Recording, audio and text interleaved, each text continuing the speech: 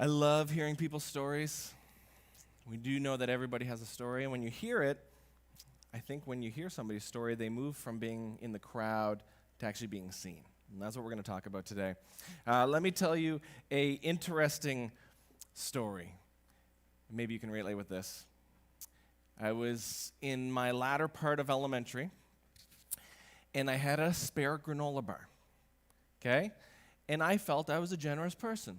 And my friend was hungry, so I wanted to give him my granola bar, right? That's a nice thing to do. So I took my granola bar, I gave it to my friend, and lo and behold, the teacher swooped in and snagged it out of my hand and was like, and maybe you know the end of the story, unless you have a granola bar for the whole class, nobody gets a granola bar. And my jaw was on the ground. I was like, what kind of school is this, right? And I'm like, he's hungry, I can feed him, just let me do it. And she's like, nope, unless you can feed the whole class. And I can't remember, it's a little bit blurry to me because I probably just blacked out of shock. But I don't know if she was like, we can break it up into bits and pass it out to 26 different people. And I'm like, that's dumb, I'm gonna eat it. and so in that moment, I learned a lesson, whether it be true or not, that unless I can actually feed everybody, I can't feed anybody. And maybe you've heard that said, maybe you've said that. And in some realm, it makes sense until you start looking at Jesus' life and you're like, wait a second, okay, maybe that's not necessarily true.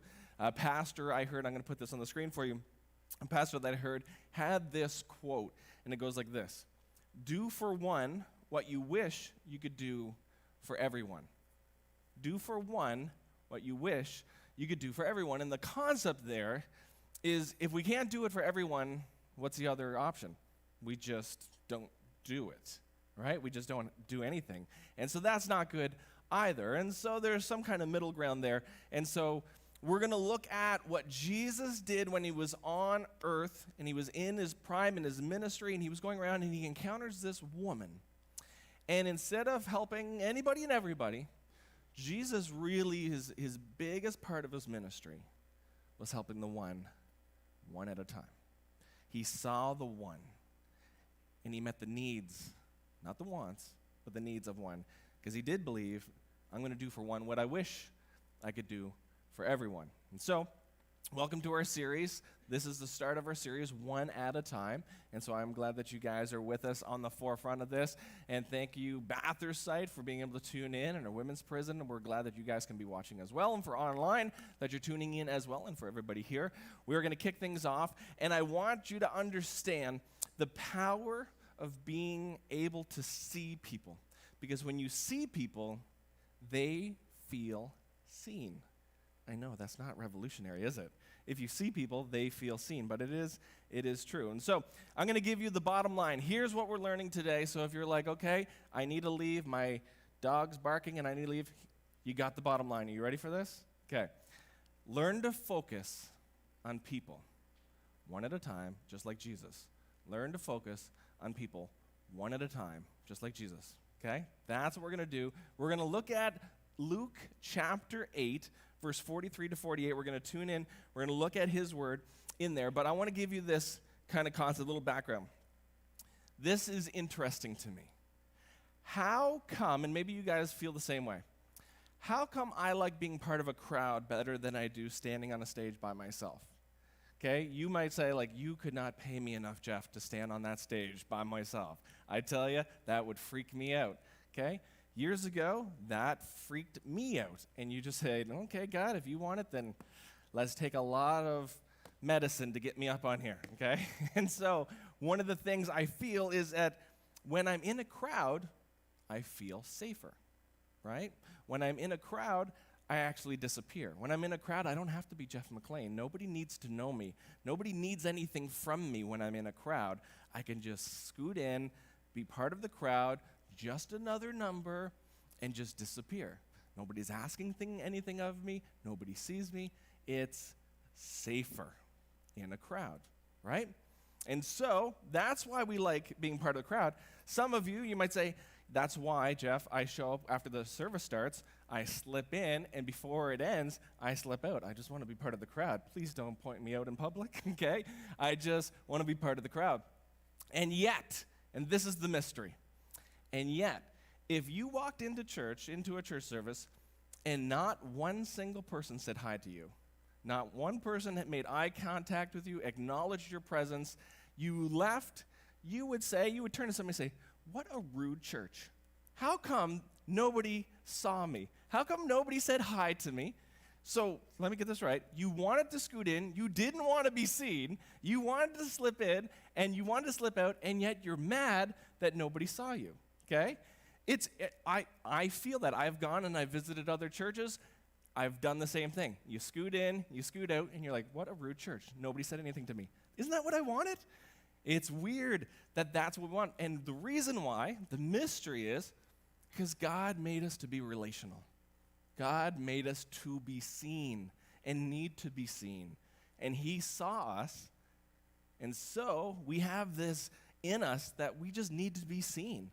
But yet somewhere we just feel like it's safer to scoot in to wherever it is and to disappear and be part of the crowd. And so we're going to tune in. We're going to look at this, and we're going to open our Bibles to Luke 8, verse 43 to 48. And so if you're in the room in Bathurst, we have Bibles in the chairs. You can grab these Bibles. They are yours. You can keep them. If you don't have a Bible, take it. It is our gift to you. And the other thing I love is on your phone, you can download the YouVersion Bible app. That is a fantastic app. Not only does it have the Bible in there, different translations, but it also has like daily devotions. It has reading plans. You want to learn about something, you type it in, and you can have a reading plan and learn so much, so much. The world is at your fingertips. And so, we're going to look at Luke in the New Testament, Luke chapter 8, and we're going to pick up in verse 40, okay? Now, when Jesus returned, a crowd welcomed him, okay? We see a crowd already. For they were all expecting him. There, a man named Jairus, a synagogue leader, came and fell at Jesus' feet, pleading with him to come to his house, because his only daughter, a girl about 12, was dying. Okay, I have a son that's 14, a daughter that's 16.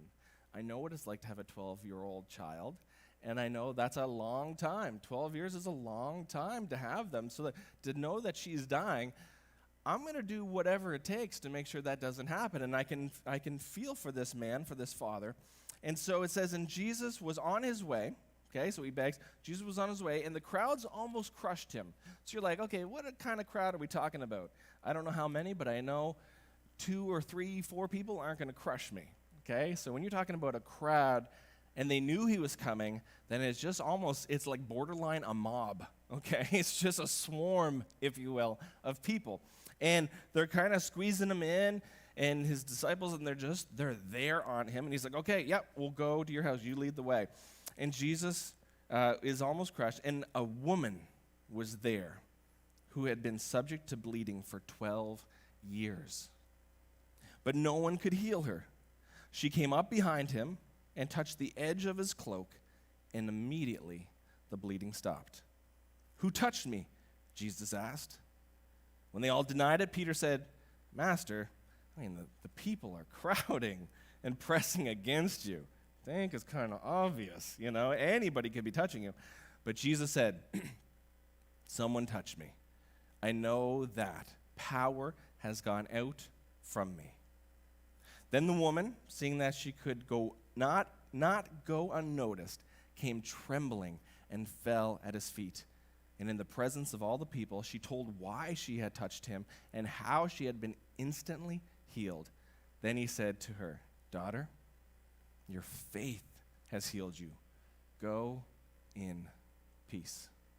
Man, this is a story in a story. Jesus is back. You have a massive crowd, and Jairus comes to him and says, hey, I have a daughter that's 12. She's dying. Can you come and help? So en route, he's going there, and this woman, this story, okay, just a few verses happens, and we just want to lean into this and realize that if we need to have eyes like Jesus. How can this situation, how can this historical event that is recorded here in God's Word, how can this help us understand and kind of give us a premise to what we're talking about in this series, this one at a time? And so what I want to do is this. I want to be able to give you a little bit of Jesus' perspective, and I want to give you the woman's perspective, okay? You ready, camera guy? Are you ready for this? I'm going to be bouncing, okay? And so, he's my son. That's why I'm picking on him. All right, so what's going to happen is this. Jesus' perspective. He walks in. He's in a crowd. He's just returned, and this man comes up, this dad, that is pleading. Please, please, I don't know what else to do. Would you come to my house? I have a daughter that's dying. Please heal her. Okay, there is faith. Faith is going to be the underlining theme of this. And so he's like, sure, let's go. And Jesus, if you could picture, is there, and I don't think they're running. Okay, I'd like to believe they're running, but I've never been crushed in a crowd running necessarily. So I'm sure that the crowd just like is not really helping him get to where he needs to go. They're almost prohibiting him. And he's like, okay, yeah, let's go, and gonna stop pushing. And the disciples probably, like bodyguards, like, hey, we got you. And then something happens. The woman enters. Okay? She enters, and she, as we have read, her name isn't recorded. Okay, we talked about that every number has a name, and every name has a story, and every story matters to God. Well, her name's not here, but Jesus does something amazing a few verses later, and we'll get to that in a second. So she's been subject to bleeding internally for 12 years, as long as the daughter that's dying. Okay, if you have and had a child, you know how long 12 years is. Could you imagine having a symptom of bleeding for 12 years, okay, dealing with this? And we'll get into a little bit more of that background in a second. And so she's doing that.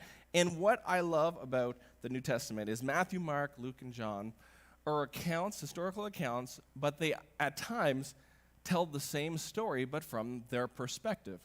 And so if you are for example, a baker, okay, and you see something, you might see things when it's describing Jesus feeding the 5,000. You might see the detail just a little bit differently, right? Because you're kind of in tune with food. If you're a lawyer, you might see things a little bit different. If you're a doctor, you might see things a little bit different. And so the actual accounts give us a little bit extra information. And so we're going to skip over, backwards, if you will, to Mark chapter 5, this same story that happened. And it gives us just a little bit more information to understand this woman's scenario, okay, this woman's situation. So Mark chapter 5, verse 26 says this. She had suffered a great deal under the care of many doctors and had spent all she had. And yet, instead of getting better, she got worse. She's been dealing with this for 12 years. She's gone to doctors upon doctors, trying to solve it, spent everything she had, and she's getting worse. Enters Jesus coming along, and she sees Jesus, and she has this moment of faith where she says, if anybody can do anything about this, that man can. If he is who he says he is, who they say, who the crowd says he is, then I believe he could heal me. And because of her situation, and because culturally in this situation, she was considered unclean.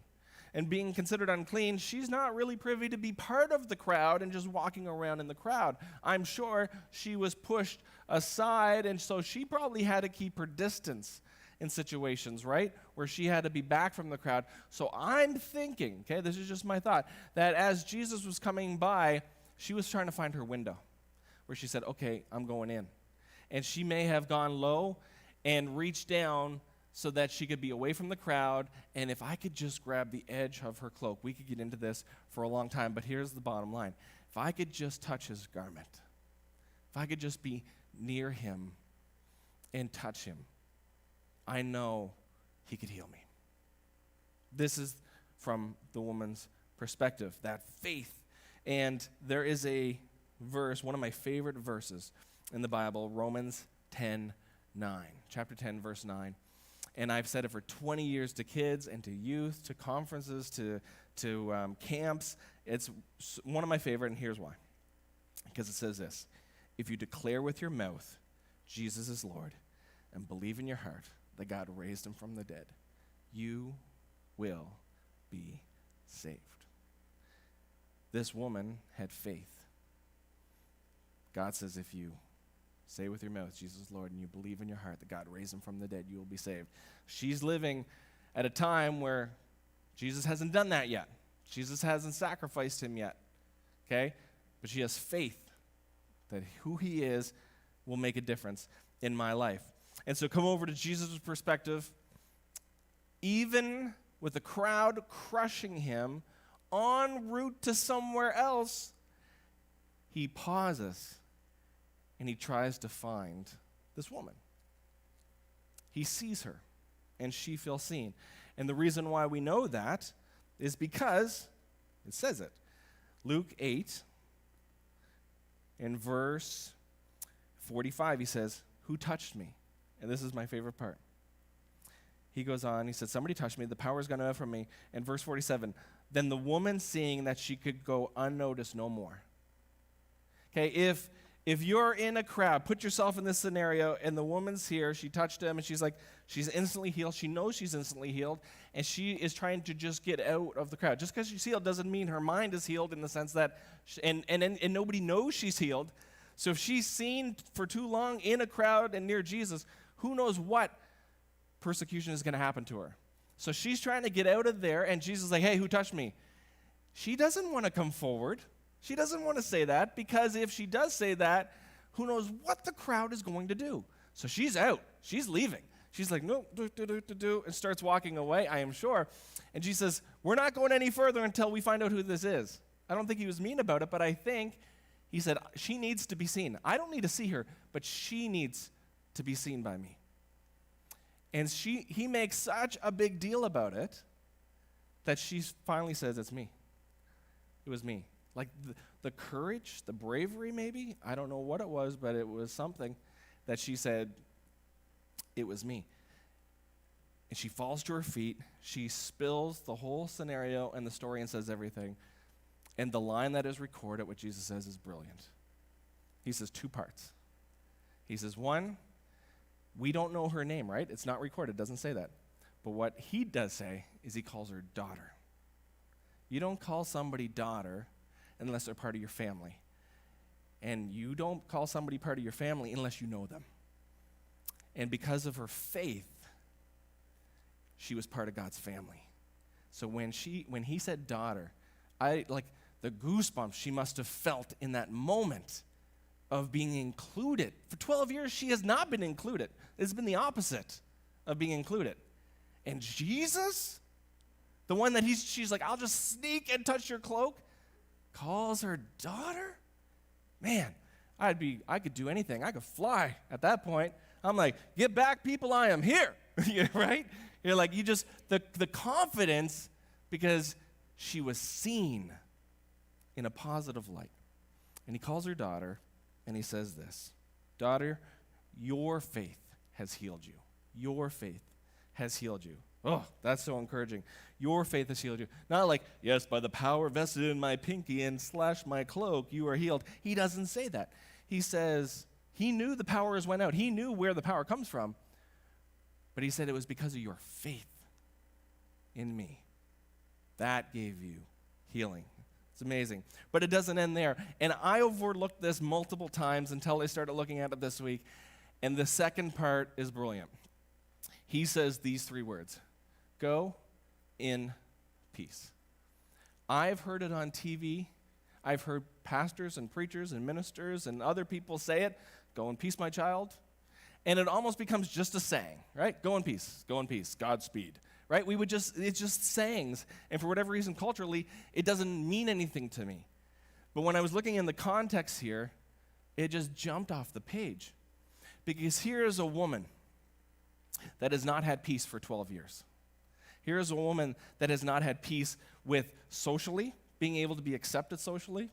She's not had peace because she's gone to the doctors, and Mark has said she's actually got worse, not better. Isn't the doctor supposed to make you better? Yes, as best as they can. But she got worse. And financially, she actually spent all of her money in order to get better and got worse. So now she's financially stressed, socially stressed, can't believe anything that the doctors are doing because she's actually getting worse, and so she's scared to get any more help. This woman has not been living in peace for 12 years.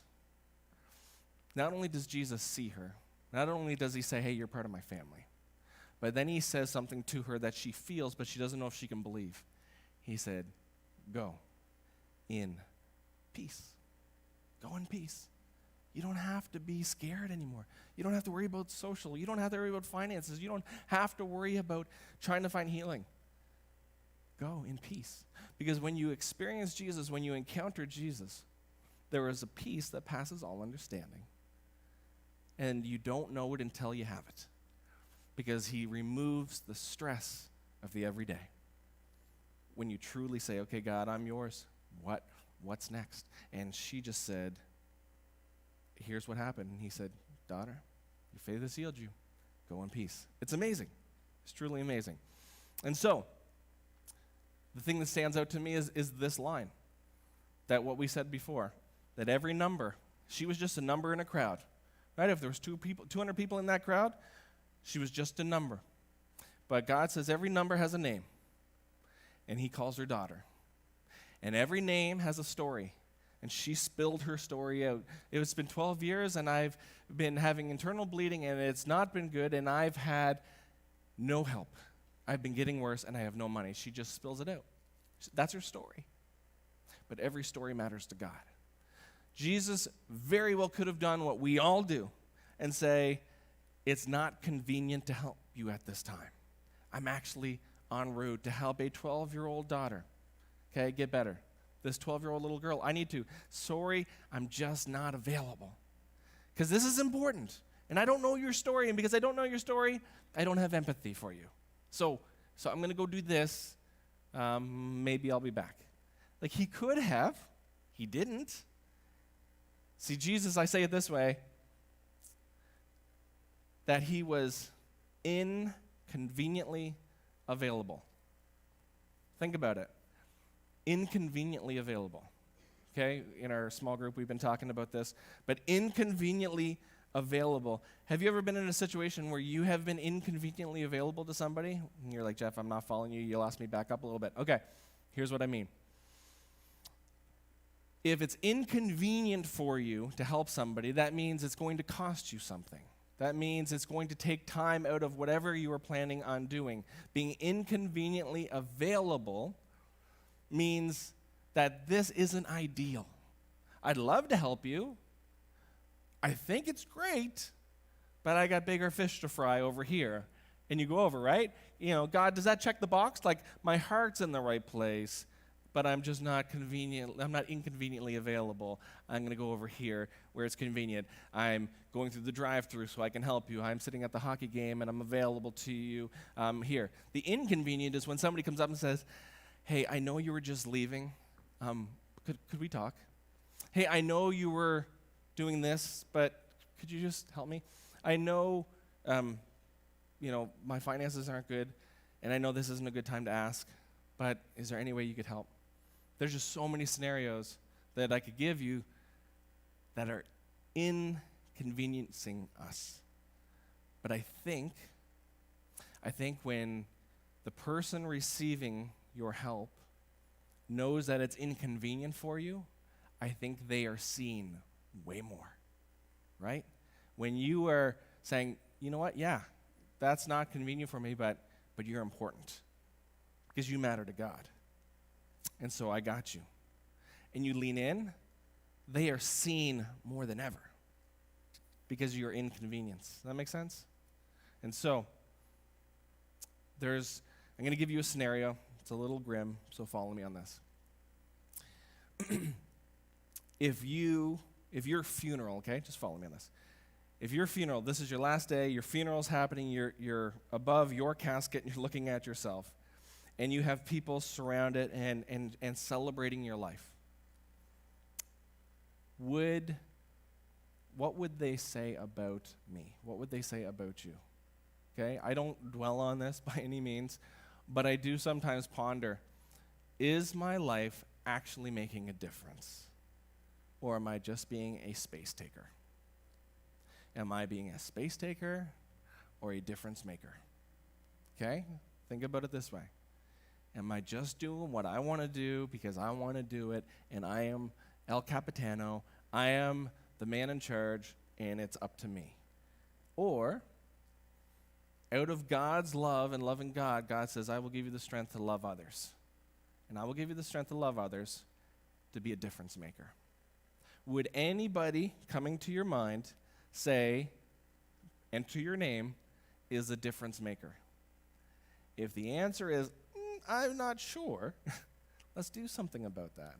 If it is, oh yeah, I can think of a few names, that's great. Be encouraged, okay? Humility, not pride, but be encouraged, like, okay, keep on doing that. It's not just about helping people, but helping people towards Jesus, okay? This person is there in the crowd and knows Jesus can heal her. Here's two scenarios that can happen. We're going to close with a thought here. This woman, are you like her where you take the initiative? That you're like, I know Jesus is the answer, and maybe 30 years ago, I found Jesus, I went after him, I went up and I said, I know I need that relationship. Remember what Romans 10 says? If you say with your mouth, Jesus Lord, you believe in your heart that God raised him from the dead, you will be saved. Okay, if you recognize that God has done that for you, you will have a relationship with him. You will be called daughter, you'll be called son. That relationship is restored. Okay? Are you like the woman where you went, despite all odds, you put yourself in a situation where you could hear who Jesus is, and you went there? And maybe that's not your story. Maybe your story is a little bit on the other side. Your story is, somebody saw me. Somebody inconveniently was available and said, hey, you need to come to this event. You need to come to church. Listen, we need to have a conversation. And somebody came to you, right? And said, Jesus is going to change your life. And spend time and helped you. There's two different scenarios. Maybe you went and you got it. Maybe somebody helped come to you. But I do know this, that there are many, many people along my journey and my story that helped me in high school that said, hey, I'm going to be inconveniently available. One of my best friends, he's in Calgary. He has just a heart for this. Like he is like, if you open up the dictionary, it says, what's inconveniently available mean? For me, that is his picture, because he would drive unrealistically to go pick somebody up to take them to youth group or somewhere, and he'd just say, no, don't worry about it. I'll figure that out. I'll figure out gas, don't worry about it. Like, he would just have a heart to be inconveniently available to people so that people could get closer to Jesus. Because he knew that if people could touch Jesus, if they could get there, he said, I'm not strong enough in maybe my communication or helping you understand how this is to have that conversation, but I can get you to somebody that can. And I'm going to be inconveniently available to get your attention and get there. Okay? I can tell you story upon story of how people have come in my life at different chapters and have kept pushing me towards Jesus, because my plan was not to be doing what I'm doing for the last almost 20 years. But God put people in my life that said, I will be inconveniently available for Jeff McLean. And it has allowed me to be here to do what I'm doing. And so out of that, it's like, how can I be inconveniently available for people to get them closer to Jesus? And so this story, I love this story. It is a blink and you miss it in the Bible. It's a few verses. And you're like, wow, okay. As you explain it, like, that's a big deal. Yeah, and there's so much in God's word that if you blink and you miss it. But God is putting it in there for us.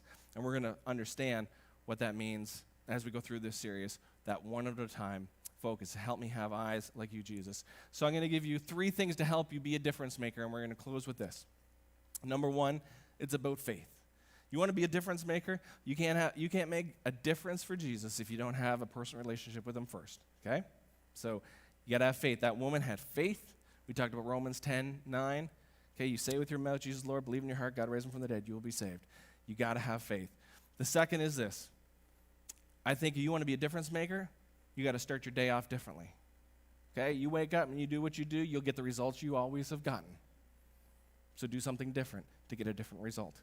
And so maybe start your day off by saying this: God, help me to see people the way you see people. Jesus, give me your eyes for the one. Jesus, give me your eyes for the one. Jesus was just so good at seeing the one. He was en route. He had a mission. He was going to go help this 12-year-old daughter.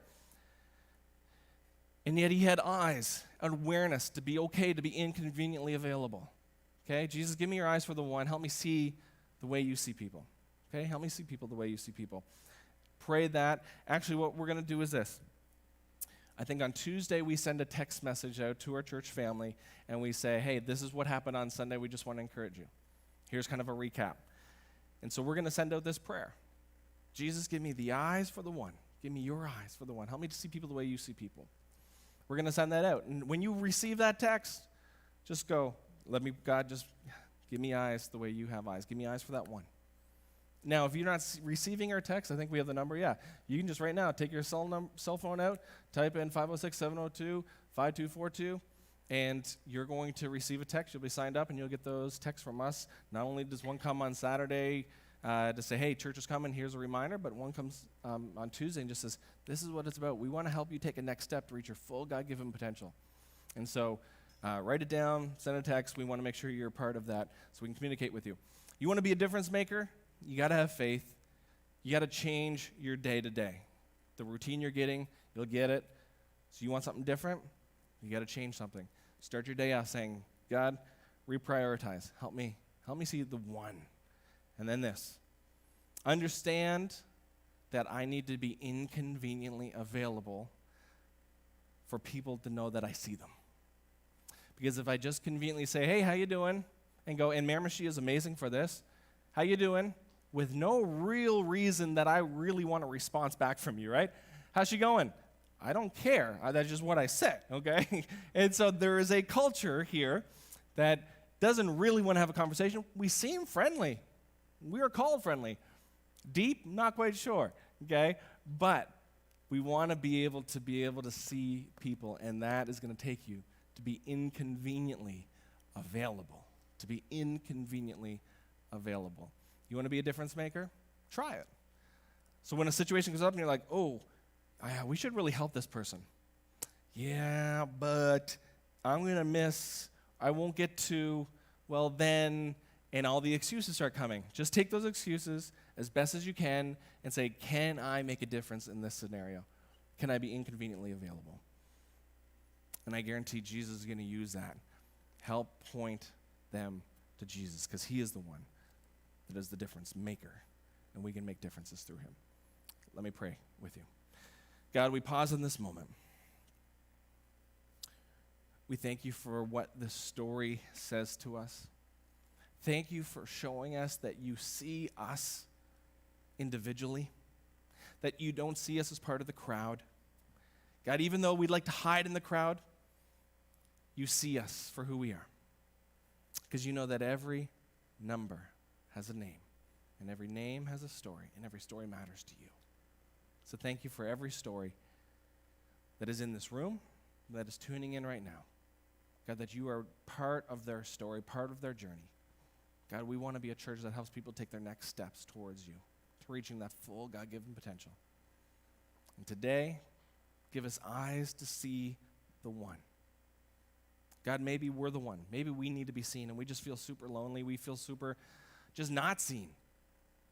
God, would you rise up somebody around us to see us? And may we be vulnerable enough, like the woman, to accept it, to accept that help, to be seen. And God, for some of us, we just need to slow down.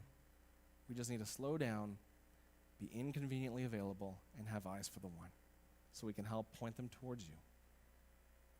Thank you for the faith that we can have. We pray this all in Jesus' name. Amen. We're just going to sing